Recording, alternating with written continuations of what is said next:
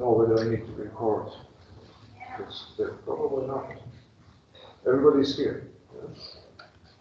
I want you to record the lecture so you have it later on.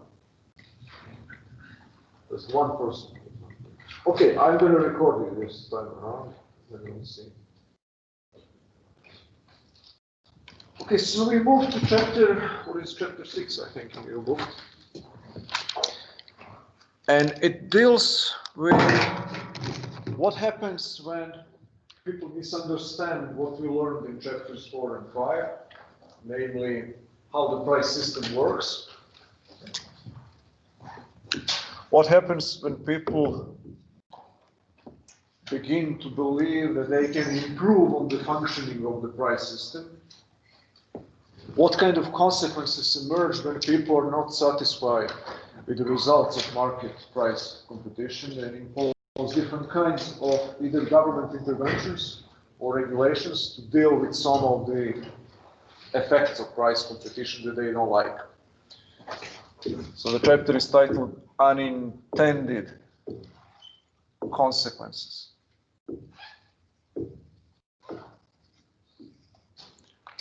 And there are primarily two main problems that we're going to be discussing today. One is a type of regulations that many politicians, unintended consequences, a type of regulations that politicians very often advocate for, and many intellectual, less so economists, and more so other intellectuals such as journalists, sociologists, so on, philosophers, general public advocate, which is called price gouging or critiques of price gouging. So you'll see that some of the very popular arguments against price gouging are entirely false from an economic point of view, and that the measures that are routinely proposed and introduced to fight price gouging are based on this misunderstanding and have bad unintended consequences. And the second and even more important problem is price fixing. So price fixing is whenever the government tries to administratively or bureaucratically dictate the prices that are different from actual market prices. And the government, for whatever reason, we will see what these reasons could be, for whatever reason the government tries to impose by fiat, by regulation, prices that are either higher or lower than market prices. There are two types of price fixing by the government that we can study. Price ceilings and price floors.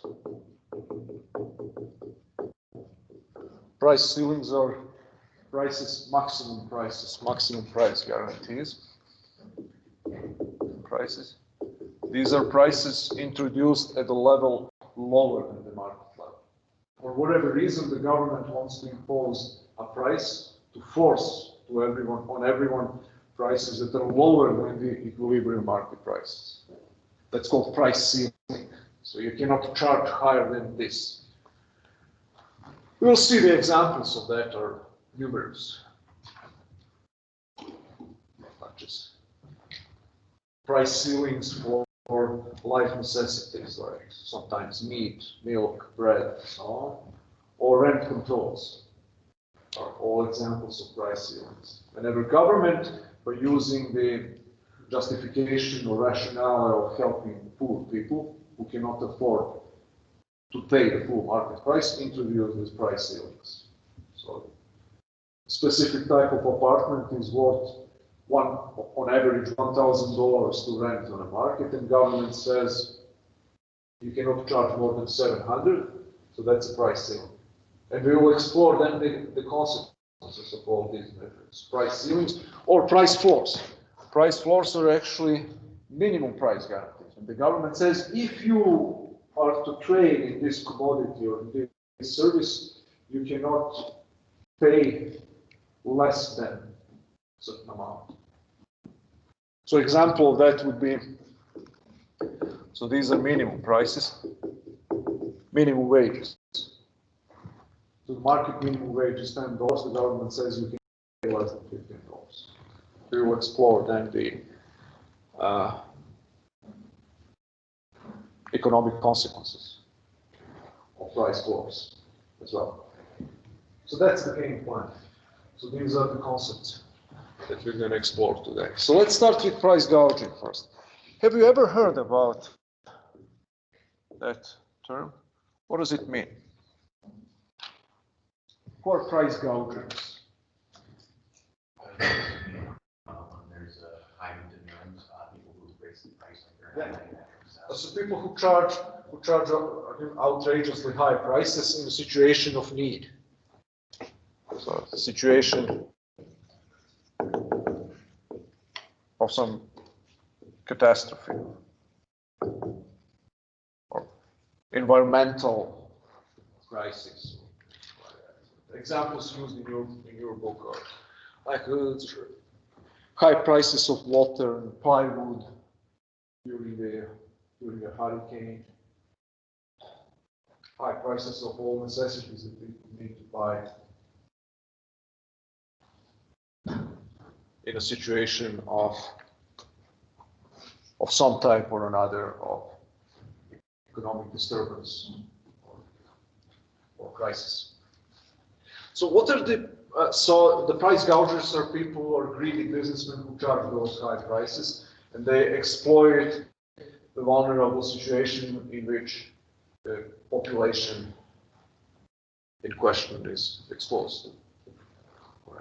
Katrina, you probably don't remember the Hurricane Katrina in 2005, one of the major natural disasters in America, something like 50 billion, $100 billion of damages were incurred in American society. It hit New Orleans, actually. There was a tidal wave from Hurricane Katrina, actually, that obliterated, destroyed thousands of homes, and many people lost everything. The entire area was extraordinarily hard hit by this disaster. And in the wake of Hurricane Katrina, the prices of almost everything just skyrocketed in New Orleans area. And there were public hearings in the Congress and the Senate castigating in no uncertain terms all those evil price gougers who are exploiting the disaster in order to earn money, to earn profit on the backs of poor people who are suffering because of the disaster. So and then the proposals, what to do, were all kinds of government regulations. What usually is proposed is kind of extra taxes on profit and price ceilings. You cannot charge more than that, more than a fair price.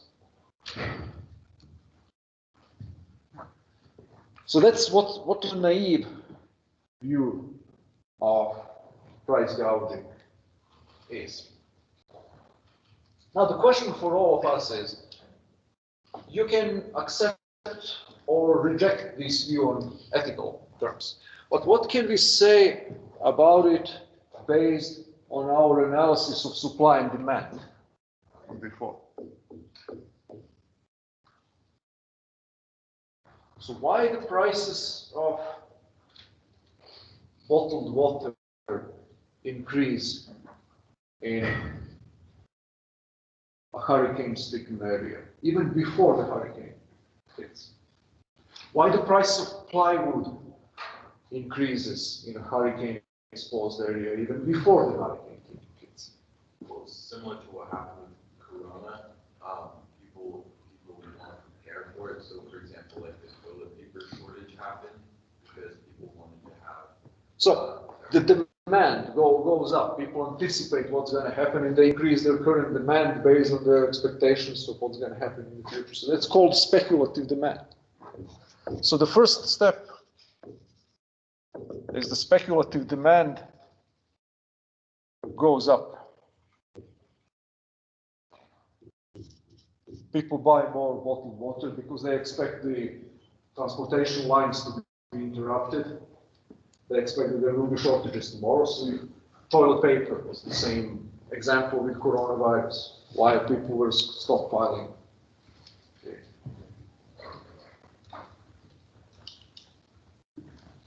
Toilet paper because they believe that their ability to spend in the future will be limited because of the restrictions. So speculative demand increases, that means that the demand curve shifts to the right. So you can look at that this way. This is price quantity. You have demand and supply.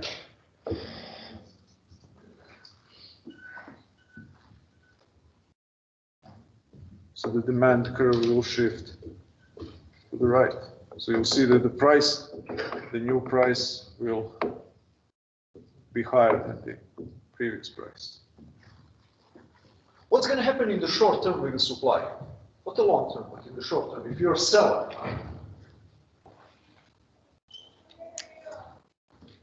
for as long as you expect the price to further increase, you're going to withdraw the supplies from the market because you expect that you will be able to charge an even higher price tomorrow. So for a limited period of time, the supply will shrink, the supply curve will move to the right.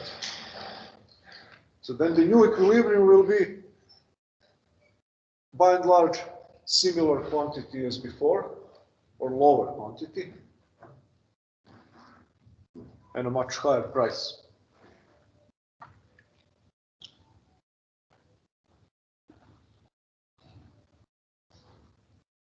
And now, what is the function of this price? What is going to happen next? So the price goes up, the price reflects increased speculative demand, primarily.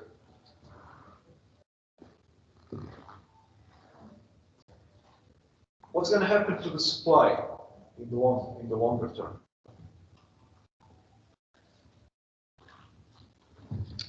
Remember the supply curve. What is the relationship between the quantity provided on the market and the price? It's an upward sloping curve. So higher price is an invitation to increase sales in a given area. So what you're going to end up with will be a distribution of already two things. The first reaction to the increased speculative demand for plywood, for water, for whatever, for toilet paper, will be that the existing stock of goods, of that good that exists in the entire United States, for example, will be redistributed. Because now you can charge a higher price for plywood in New Orleans because people are buying plywood like crazy to protect their windows and doors. You can sell it at higher price in New Orleans than you can in New York or Chicago or Pittsburgh. So now there will be a shift in supply from other areas to the disaster hit area. So moving of the existing stock.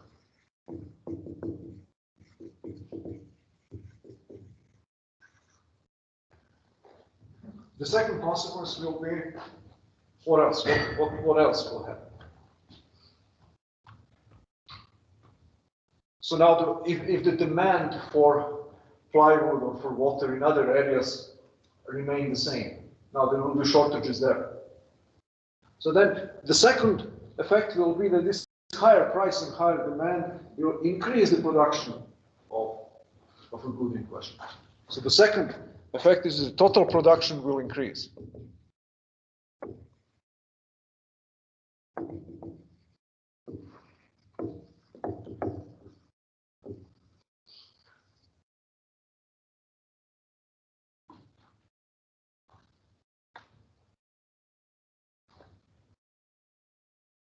So you see, when you look from this standpoint, the price gouging is just the first step in a process of the economy adjusting to the new conditions on the ground. Price gouging just registers reality on the ground. The demand for plywood or for water or for gasoline or for whatever else increased because of the disaster. It doesn't create price gouging in and of itself is not the cause of any increasing prices. It's just a mechanism, it's just an instrument that registers reality. If you have a higher blood pressure, it's not the fault of your measuring instrument.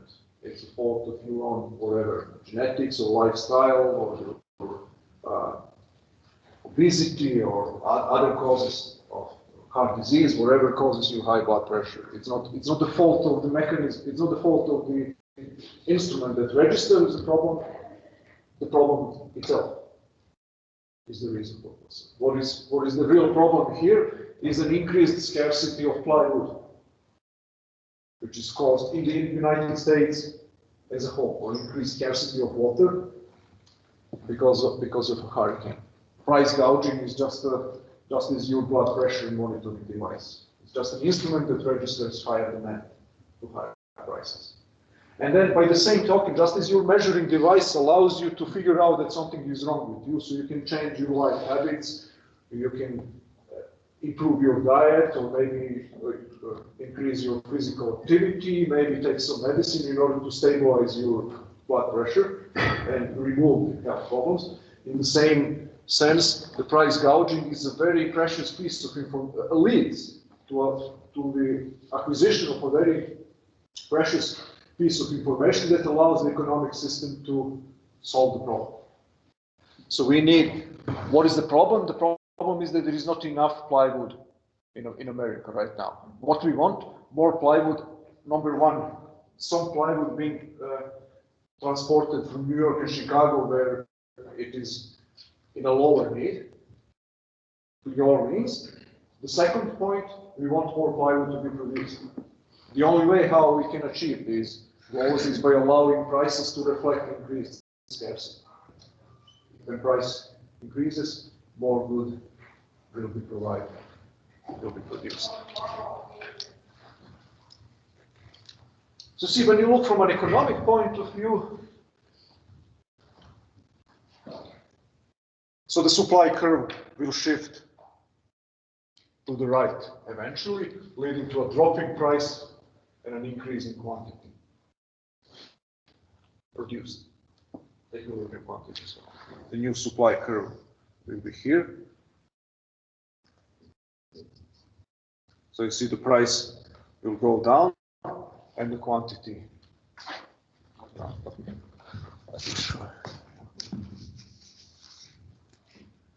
So this is a new demand curve. This is this price gouging price. This is high price. But then what happens is that because of a higher price, the investors will invest and produce more of a good in question because they can earn more money. That's the law of supply that we learned thus far. So the supply curve will shift to the right, means the total supply will increase. So the new equilibrium will be a lower price and higher quantity. That's a graphical representation of this. So it's a very simple and straightforward sequence of events. That a speculative demand based on a real understanding of the situation will lead to a higher price, and a higher price will lead to a sequence of adjustments, eventually leading to a lower price and higher quantity being produced. Price gouging, the so-called price gouging, is just the first step in this process of market readjusting to the changed conditions. So then any attempt, administrative or bureaucratic or political attempt, to mess with this process, to prevent this process, to prevent price gouging will actually prevent the whole beneficial sequence from happening. It will prevent an actually new quantity of water or plywood or gasoline to be produced and shipped to people who need it. So price gouging works to provide additional supplies of necessary goods to people who need it the most. That's the economic analysis. Political point of view is the opposite of that. Let's do something to prevent those zero price gougers to charge higher prices.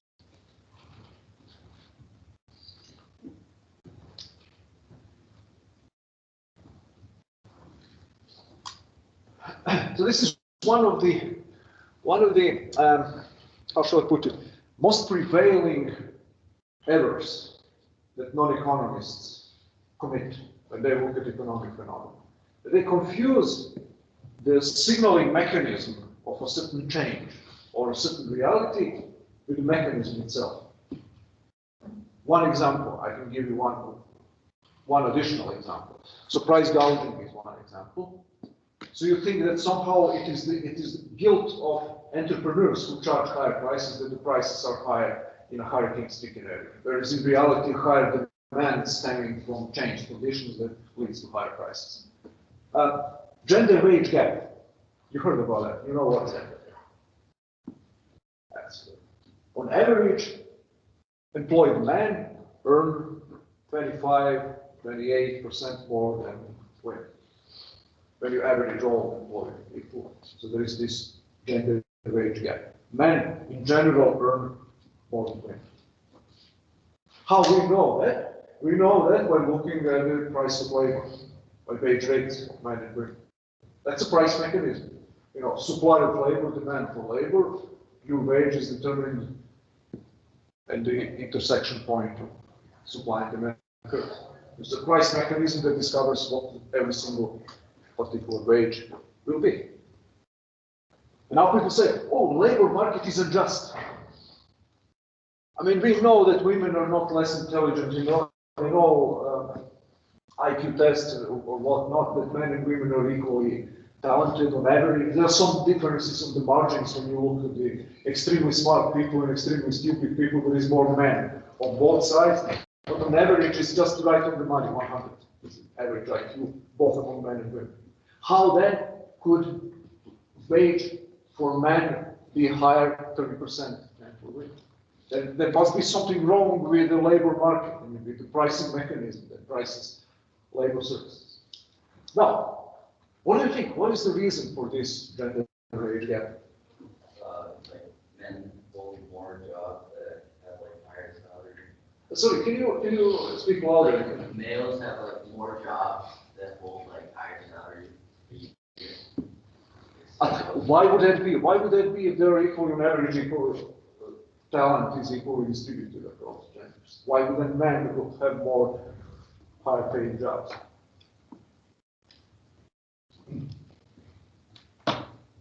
This is not quite clear. There are different theories. Well, yes. But have you heard about any particular theory? Well, statistically, women can do, for example, a job that is held by women more is nursing, and on average, nurses. So that's one explanation, that women typically tend, not typically, but in larger percentages tend to go into occupations that are relatively lower paid. But men, for whatever reason, maybe temperamental reasons or whatever, more in kind of highly competitive and adversarial professions like or lawyers or CEOs of big companies and so on. So that could be one explanation. That their temperaments and preferences are different. Women are, when you look at college students, there are more women than men. College professors in America, there's more women than men. However, CEOs, far more men. So now, CEO jobs are much better paid than college professor jobs. So that could be one possible reason. What else? Anything having to do with marriage that may affect the gender wage gap. Who bears in an average family, higher percentage of costs of raising children and maintaining family? Husbands or wives? On average. Still wives. Women are far more likely to take a leave of absence, to spend a few years raising children, to work part-time rather than full-time. So it's far more likely if you have a family in which one of the spouses doesn't work, that will be a woman rather than a man, 90% of cases. So now, why is that the case? We can approve or disapprove of that, ethically or for whatever other reason, but that's reality. Then, if you work less frequently, if you work part-time, if you are absent from the labor market for 5 years or 6 years, you lose some of your skills. Even if you're equally talented as your male colleague, you're going to lose some of your skills that are rewarded by higher salaries. Necessarily, whoever abstains for 5 or 6 or 7 years from the labor market, man or a woman, will lose some of their economic productivity. So women, for the reasons of how our families typically function, are far more likely to abstain from the labor market for a long period of time. So then, this is another reason why they earn on average less than men. When you look at the statistics, for example, women who never married and men who never married, and compare their salaries, it's actually women earn slightly more than men.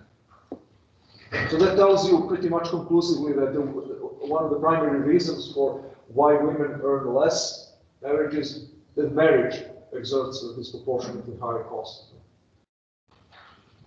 as compared to men. So now, instead of saying this, instead of trying to figure out what is the reason for the wage gap, people very often say, no, that's a capitalist system is unjust, or employers scheme.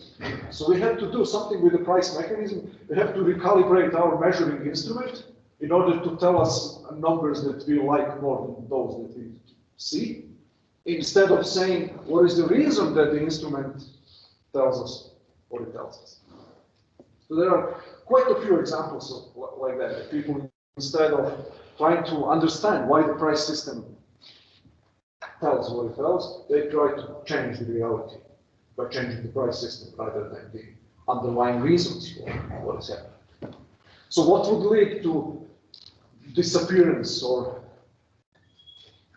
shrinking of the gender wage gap? There's one professor that says, like, policy advice for young ladies: never get married if you want to be on par with men in income. Or, alternatively, we can change the ways in which new family tasks are distributed, which men would take over greater responsibility for raising kids.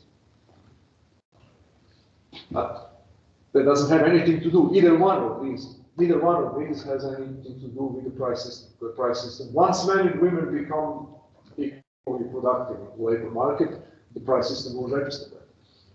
Just as it registers equal productivity of women who never married and men who never married. So that's another example of a typical error that people commit by blaming the price system for some reality that is caused by different causes. Okay, and what this typically leads to is various kinds of proposals how to tinker with the price mechanism, how to improve on this insufficiently good instrument that is the price mechanism to tell us better information that we would prefer from what we see. Now, these tinkering mechanisms or interventions to improve on the price system are called price fixing.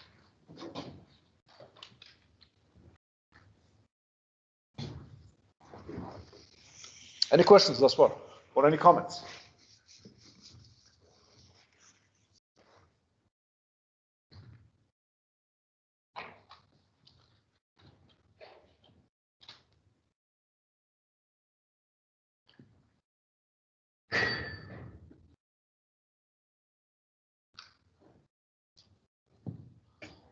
So this is, especially price ceilings are extraordinarily well explained in Henry Hazlitt's short letter that you were supposed to read today.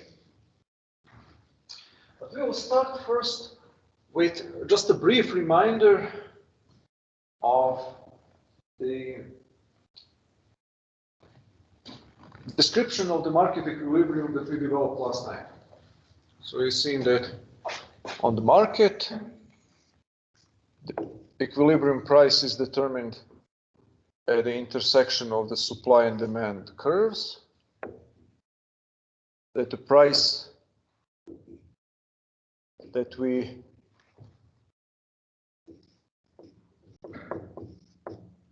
achieve the equilibrium level is called the equilibrium price, PE. And the quantity of goods that change hands at this price is called equilibrium quantity. And at the equilibrium, quantity demanded is exactly equal to quantity supplied. So that means that there are no shortages nor surpluses. So what would be a surplus? Surplus is a situation in which, for whatever reason, the actual price is higher than the equilibrium price. And then quantity demanded would be lower than quantity supplied. And you will remember the whole sequence, the whole derivation of what happens, how the system goes back to the equilibrium. The price goes down, the supply will start shrinking, and the demand will increase, and they will converge again to the same equilibrium. And you have a shortage in which you have a low price, in which it's the opposite. Shortage in which quantity demanded is greater than quantity supplied. And now you have the opposite process of price inching up slowly, which reduces the demand. Because of the first low demand, higher the price, lower the quantity demanded, and the supply will increase because of the basic law of supply. Higher the price, more people will offer in exchange. So one thing that I mentioned towards the end of the last lecture is that this type of disturbances, this type of disequilibria, shortages and surpluses on a genuinely free market are usually, almost always, short-term phenomena, transitory phenomena, transient phenomena. So market is usually very efficient in eliminating these, in eliminating both shortages and surpluses. This is called the market clearing process. The elimination of shortages and surpluses is called market clearing. If left to its own devices, the market will usually very promptly and efficiently eliminate both shortages and surpluses. Now the problem emerges when the government steps in and says, no, this is not allowed. This process of adjustment is unjust for whatever reason. We have to prevent this kind of type of situation with low and high prices is something that has to be prevented. It's going back to the equilibrium, something that has to be prevented. So one example, let's start with price ceilings. That's a situation in which the government imposes a lower price administratively than the equilibrium market price. So these are price ceilings. So examples of price ceilings would be, let's say, rent controls and controls of the prices of many basic necessities, such as bread, cooking oil, gasoline. So you're fortunate in your generation in America is fortunate in one respect that you haven't seen much of these price ceilings being imposed in your country, but the generation of your parents are typically born in 1970s. Is that correct? 1960s, 70s, and so on. Your grandparents' generation, they remember very well 1970s, when there were price ceilings, price controls of many things. Gasoline, queues for gasoline on gas stations, shortages of gasoline, and so on. So at that time, even in America, because of a high inflation, there was a high, government was printing money like crazy, and then in order to solve the problem of inflation, when you print money like crazy, you end up with the prices increasing dramatically. That's bad. And then the government figured out at some point that the way to control inflation was to simply order everybody not to charge high prices. And now the consequence of that was the shortage. So 1970s were a period of shortage in the United States when it comes to gasoline and some other products. I grew up in 1990s in Eastern Europe, in Serbia, and we have on almost total price controls, the price ceilings for many goods, cooking oil, bread, gasoline, milk, all kinds. The more important commodity or a product for the everyday functioning of society, for the standard of living of poor people, more likely it was to be subject to price controls. So what is the usual way how governments justify price ceilings? The usual way how they justify it is it's important to protect the standard of living of poor people. Gasoline is too expensive. We cannot allow these price gougers, these evil entrepreneurs who charge extraordinarily and unacceptably high prices to do whatever they want. So we want to control them. So price fixing for gasoline, price fixing for milk, for bread, price fixing for apartments. In the United States, that's one form of price ceiling that is still popular. There were some Democratic politicians, they propose reviving price rent controls in big American cities. It used to be extremely popular and extremely widely applied in New York, Chicago, San Francisco, Philly. The entire areas of the city were subject to rent control, especially affordable housing for poor people. You cannot charge more than $500 for affordable housing. And the real market price of the equivalent apartment to rent would be $700. So the usual justification of price ceilings is that protecting the standard of living of poor people. What are unintended consequences of price ceilings?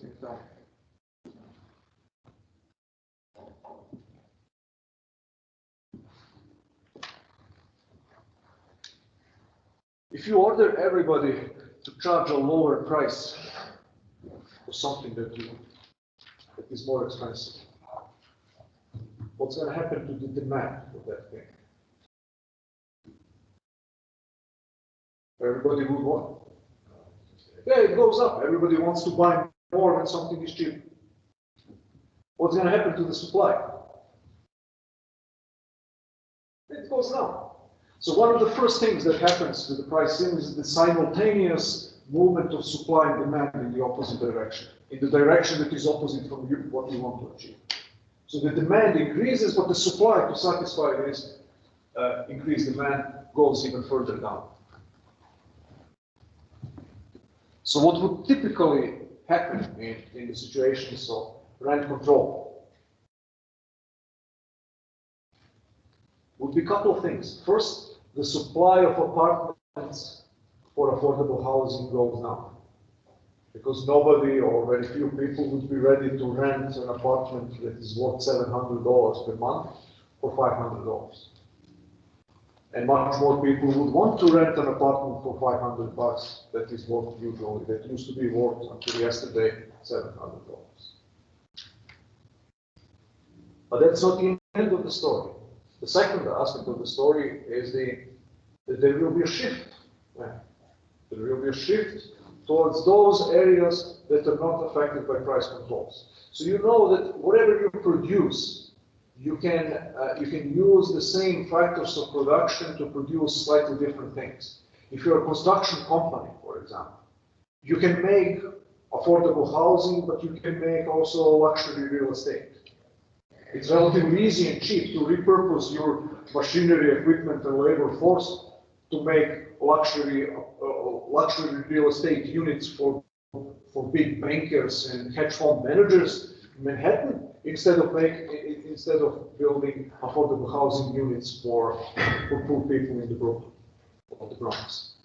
So that's what happened in New York. It's a classical case that in order to protect the standard of living of poor people, the New York State government, led from LaGuardia until Rudy Giuliani, was enforcing very strict rent controls. As a consequence of that, the apartment owners were reducing the supply of apartments. Also, they were reducing the quality of apartments. Even if you rent an apartment for $500, you're not going to maintain it as well as you would have done with $700. So not only that the quantity of apartments was going down, the quality of apartments was going down. They were not as well maintained as they were before. But in addition to this, no new or very few new apartment units were built. Why? Because would you imagine for a moment that you're a landlord who wants to buy an apartment unit for affordable housing and then to earn money by renting? You have to pay the price of an apartment to the construction company that is determined on the market. It's a real price. And then in order to recover your costs, you can charge only 70 to 80% of what the apartment is worth on the market. Are you going to buy such an apartment unit? Of course you're not. And then if you're a construction company, you're not going to be building apartments for poor people or for their landlords. You're going to shift to other areas where that are not subject to price ceilings, such as luxury real estate. So you had this perverse consequence of the rent controls in New York, that the real estate in Manhattan for big bankers was just growing by leaps and bounds, whereas the stock of affordable housing was shrinking and going into disrepair in New York at the same time. Completely contrary to what was intended by the well-meaning reformers who just wanted to help poor people by preventing landlords from charging too much. You see, this situation here of a shortage was perpetuated for years by the government not allowing the market to clear, not allowing prices of apartments to go up. That will increase the available stock of apartments, that will increase the standards of maintenance and repair of apartments, the quality of already existing apartment units, and the quality of new ones that we build. By preventing this adjustment from happening, the government screwed up the small guy that they wanted to help, and perversely and unintendedly, they subsidized wealthy people. So that the real estate, luxury real estate, got some resources devoted to it that wouldn't have been there otherwise. If there were no price controls on affordable housing, some of the resources that were now devoted to building luxury real estate would have gone to affordable housing. And the prices of luxury real estate would have been higher. And if you want to build one more unit of luxury real estate, you have to divert resources from where they're already employed in affordable housing, you'll have to pay more. So actually, the billionaires and millionaires and bankers and hedge fund managers, as a consequence of this, got lower prices for their luxury real estate units, and the small guy got punished by lower number of apartment units and lower quality of the existing units. So you see how deep a disconnect between what people believe, what politicians do, and the justifications that they offer, and economic reality. That is not some kind of highfalutin, sophisticated, like a rocket science that you need to learn in order to understand. It's just the basic supply and demand they have. There is nothing particularly sophisticated and complicated about this. Just basic supply and demand. But of course, if you're a politician, let me ask you now, what explains then the persistence or the popularity of these proposals, price controls? Why then politicians? Is the only answer that politicians are stupid and economically uneducated? Or are there some other potential reasons for this? What do you think? They say that, like, they get votes and stuff. If you say this, well, yeah, you're not going to get votes.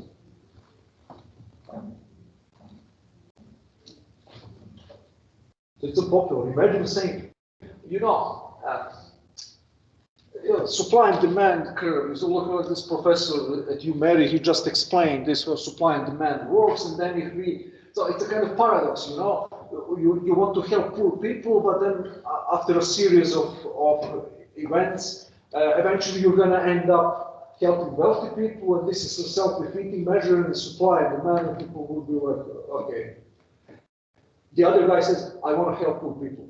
I'm going to prevent the rich people from charging too much. It's much catchier, much better, much simpler. You know, simpler and more catchier message you have, more competitive as a politician. Go ahead. So please. Well, I was going to say, like, would they use that idea to get funding from? Oh, that's also correct. To get funding from the federal government. That's another issue. So you have affordable housing projects that the government finances. So that's now the solution to the problem. First, you create a problem by preventing new apartments from being built. And then you say, oh, gee, we have a problem here. We have a shortage of apartments. Well, let's do something else. Let's tax people additionally to build affordable housing. So that's in this Democratic Party platform. You have a very clear idea that the affordable housing should be increased, financed by the federal taxpayers' money. And then you get the money from the Department of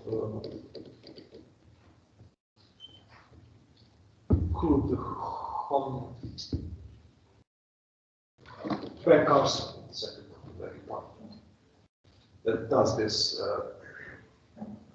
social housing, affordable housing. So see, it's not politically aggressive to say the simple truth. Some of the measures that are well-intentioned and justified by the need to help poor people are self-defeating, that they have unintended consequences. That are worse that are usually worse than the initial problem that you wanted to solve. Now, what can the governments do in order to solve the problem of shortages? Or solve, quote unquote.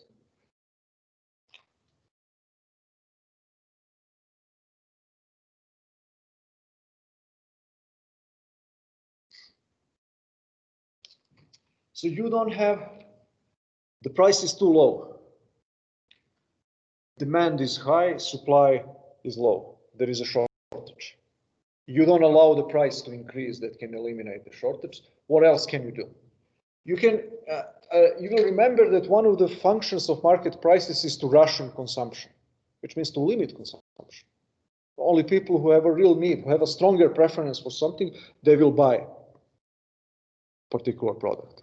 If the market price is $8 and your maximum buying price, the maximum price that you're ready to pay on the market for the product is $9, you're going to buy a unit of that product. If your maximum price is $6, you're not ready to pay more than $6 for a given product, you're not going to be buying. So you will be eliminated from the market. So one of the functions of market prices is to ration, to limit the number of people who will be using a certain resource. If you say artificially, in spite of the real market equilibrium price being $8, it has to be 5. Number one, much more people would want to buy and much fewer people would want to sell. So there will be a shortage. So what then as a government you can do? So you can introduce some alternative rationing mechanisms, some alternative mechanisms to decide who is going to get the limited supply that is being produced. So the first such mechanism is non-price rationing.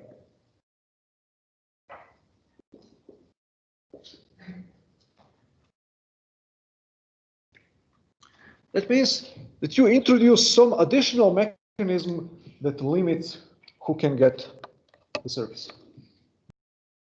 One of the examples of that would be, I might have mentioned this story, how the government in communist Yugoslavia, where I grew up, solved the problem of gasoline shortages in 1980s. They simply said, every Monday, only people whose cars' registration numbers begin with an even number will have a right to buy gasoline.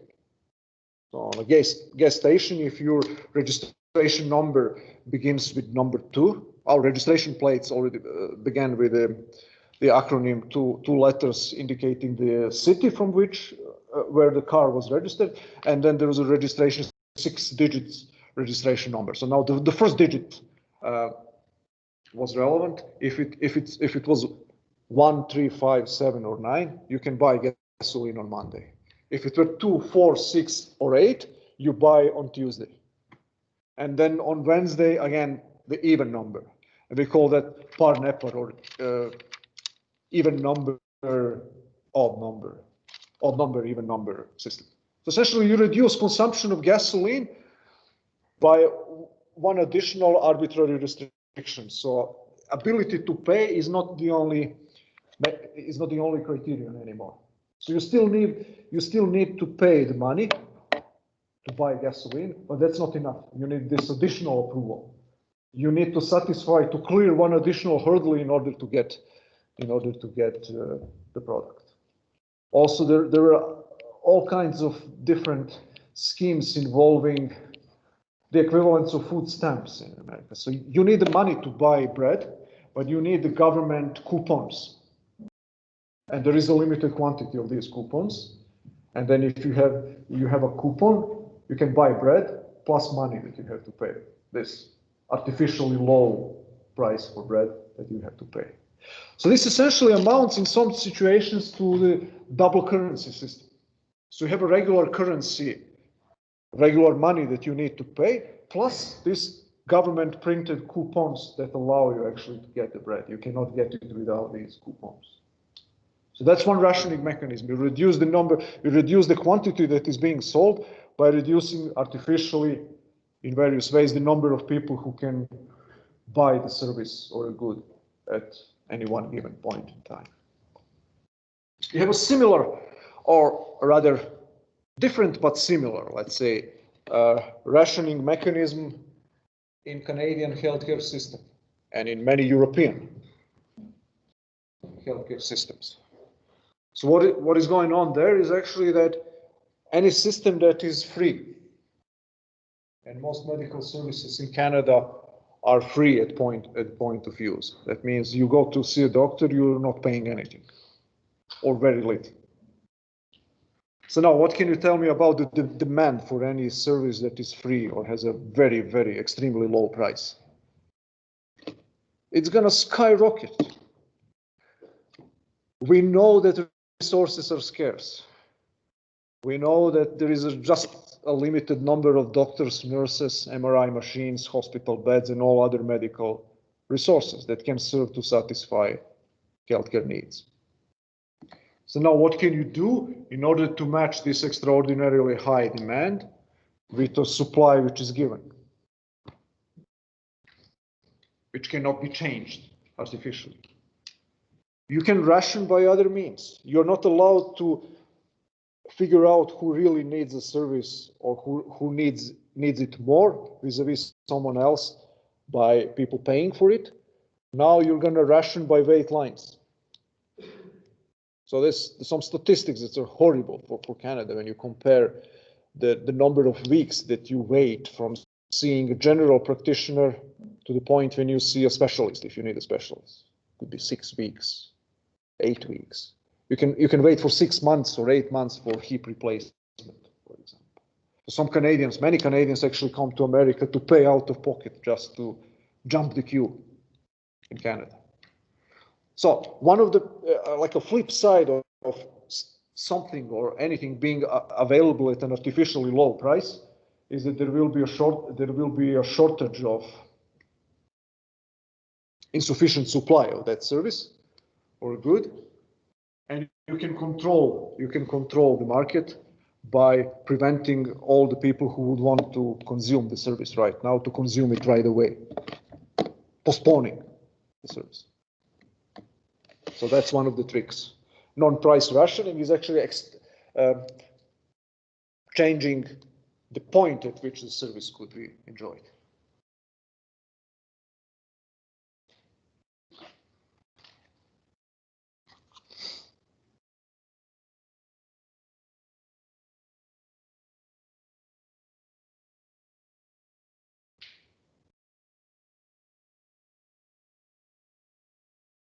So that's one thing. The second thing is cost controls. So what that amounts to is actually vertical price control of the entire production structure. Let's say that beef, retail beef is price control. So you want to take care of the standard of living of poor people, you control the price of beef. And then they complain, aha, I have to sell at an artificially low price, but I have to buy beef from the wholesaler at the market price. That's not fair. I cannot cover my costs. Now you react to that. Okay, I'm gonna now impose price ceiling on the wholesale beef. So now you as a retailer will be buying wholesale beef at also lower, artificially lower prices. And now what is the problem? You're just kicking the can down the road. You're just moving the place where the problem emerges further down the production structure. So what is now the meat packing factory now says, or the wholesaler says, I have to buy meat from a meat packing factory at the market price, higher price, and I can charge only 60% for that. I cannot cover my costs. And you say, don't worry about it. I'm going to fix the problem. I'm going to order to the meat packing company to charge lower prices. So you just spread the price ceiling along the structure of production. Then the meat packing factory says, but I have to buy from the cattle ranchers, from wherever to buy cattle, or from butchers. Yeah, butchers, another link. From butchers, the butchered beef at market prices, I cannot charge the market prices. I can charge only lower prices. Okay, don't worry. I'm going to order now butchers to charge lower prices. And the butchers complain, yeah, but I have to buy cattle from a rancher at the real market prices. Now let's order the rancher to sell cows, to sell cattle at a lower price. And then rancher, what happens eventually? What the rancher decides. This is very instructive. So you kick the can down the road and you reach the end point in the production process. Now the rancher thinks now, okay, I have certain savings. I plan to increase my stock by 20% to sell more cattle next year. But now they tell me I cannot charge market price by 3% lower price. Am I going to grow cattle to increase my stock? Probably not. So I'm going to switch to something else. So you see, then eventually you're going to reduce by spreading the price ceiling process throughout the structure, throughout the whole structure of production, from retail to wholesale to meat packing to butchering to ranchers. You're going to just spread further shortages. You're going to just keep reducing supply of everything that is needed to produce the retail beef. And eventually what the rancher will do, the rancher will shift to something else. So now the production of other things, pork, if the price of pork is not controlled, then the production of pigs or maybe sheep will increase. Because you can earn money by growing sheep or pigs, but you cannot grow money by growing cattle. Now, what the government can do now, the government can say, okay, we're going to live without beef. Okay, tough luck. We tried to do it, but the governments are too proud for that. What they are likely to do, or at least somewhat likely to do, to try now horizontal price controls. That means not only price controls that control the whole structure of production of one good. Now you're going to impose the price controls of all meat producing industries. You greedy ranchers, you cannot earn your outrageous extra profits by growing sheep or horses or wherever else. We're going to control the prices of that as well. So what's going to happen eventually, you may kill the rancher, economically ranchers, or force them to do something else, to convert to farming or whatever. So eventually, there are just two possibilities to solve the problems of shortages. You can either abolish the price ceilings, or you can impose the total price control on all goods and services.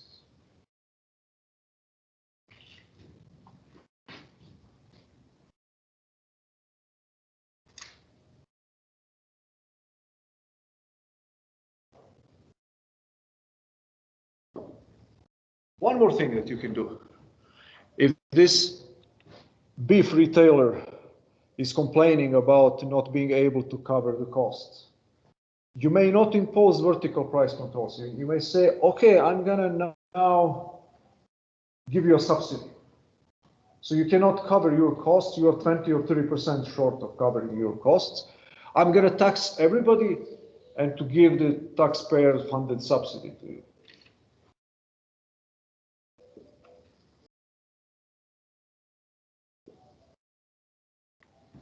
So this shortfall will be covered by taxpayer rather than by further price controls.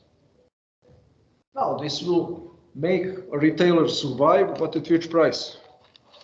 First, one thing, everybody will be taxed for consumers of beef to have available beef for them, even people who don't want to consume beef. And vegetarians or people who eat pork or people who eat chicken or fish who don't like beef, all of them will have to pay for beef. Taxpayer-funded subsidy. Another thing is actually that when you look at the whole thing strictly economically rather than legally, you will see that this is not a subsidy to the producer but to consumers. You're actually subsidizing the price of, you're taxing everybody in order to allow consumers of beef to pay lower prices for the good. Producer doesn't earn more money than he would have earned in the absence of price control. You're just covering his basic costs. His profit is the same as if he sold beef at a higher price in a genuinely free market. It's just, from his standpoint, just part of his cost is not covered by the customer, by the buyer, but rather by taxpayer. But from his accounting economic point of view, profit and loss, he is no better than in a situation in which he would be allowed to sell freely on the market. Who is better offered buyers of beef or subsidies?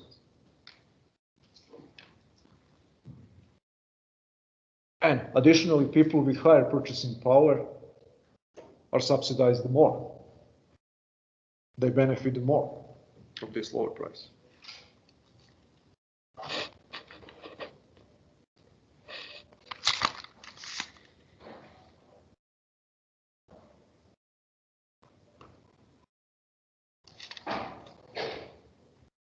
So what else? What are the problems with the maintenance of price ceilings? So what's going to happen if you're stubborn enough as a government to maintain the price ceilings?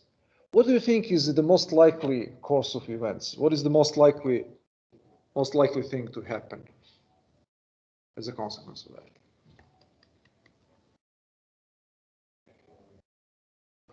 Yeah, economic depression. In terms of production and selling of the good that is in regime of price control, there will be shortages. Would people try to avoid, to circumvent the price ceilings, price fixing somehow? How would you circumvent, for example, the government says you cannot charge legally more than $2 for a bottle of cooking oil, and nobody can buy cooking oil at this price because nobody would be crazy enough to produce it at this artificial price. So smuggling and black market show up. So people will circumvent. What happened with the prohibition in America, 1920s, when the government prohibited completely alcohol consumption? Mafia and gangsters took over the business and started the black market, So I remember, I'll tell you one example that the black market operations in which everybody in Serbia was forced to participate in 1990s, cooking oil. So there was no cooking oil in regular stores because the price was governmentally imposed. You could buy cooking oil only in the black market. It was the flea market, actually, where people were selling whatever kinds of hand tools and old clothes and all kinds of things, you know.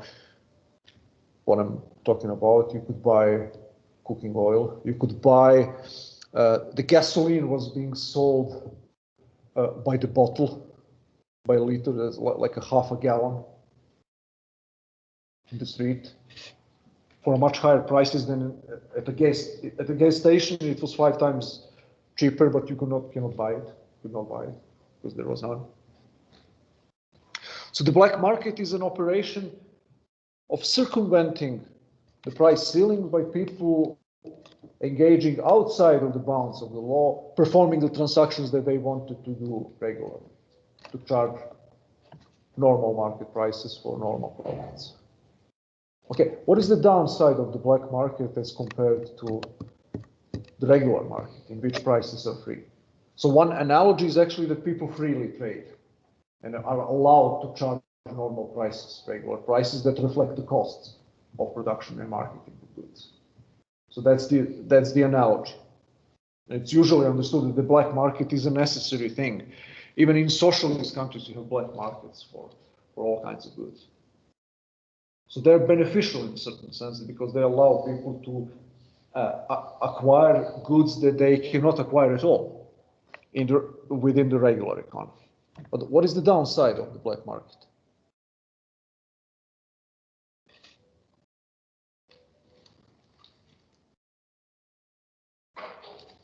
First, a high risk. What is the consequence of that? It's riskier. It's far riskier to engage in smuggling and black marketeering than to regularly sell things. What is the first effect of that? For the product, for the price of the product.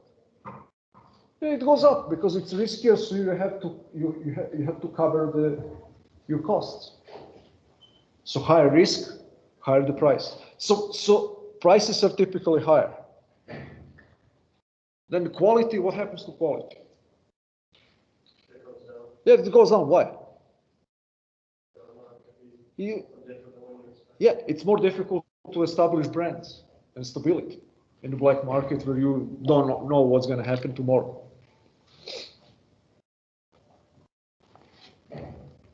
And also, who are the people who are most likely to engage in black market activities? These are not the nicest people in the world, usually. So who are the main demographics in America that was responsible for breaking the prohibition were gangsters. Al Capone and his ilk and people like that. So then you have the business elite in the black market will not be the nicest and most creative and scrupulous people in the world. It's Jeff Bezos and Bill Gates and Warren Buffett and John D. Rockefeller wouldn't be probably many of them wouldn't be competitive against Al Capone. So see, there are costs of black market. Black market is a useful workaround or a useful way around prohibitions by the government, but they come with a cost. Minimum wage, that's something we discussed already. How much time have we got? Maybe 5 minutes.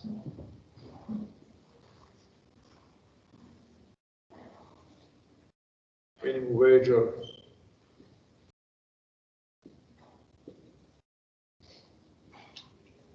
price guarantees that lead to surpluses. Okay, so we are just 2 or 3 minutes out of time. So maybe we can stop here, and next class we will begin. We'll regularly go to the next chapter, to the next thing. So you read whatever you should read for Thursday. Just we will begin the class by maybe 10 minutes or so, 15 minutes with the exploration of the minimum wages and a few other things, and then we will move to the next thing. Are there any final questions or comments? Anything at all? No. Okay, see you then all on Thursday.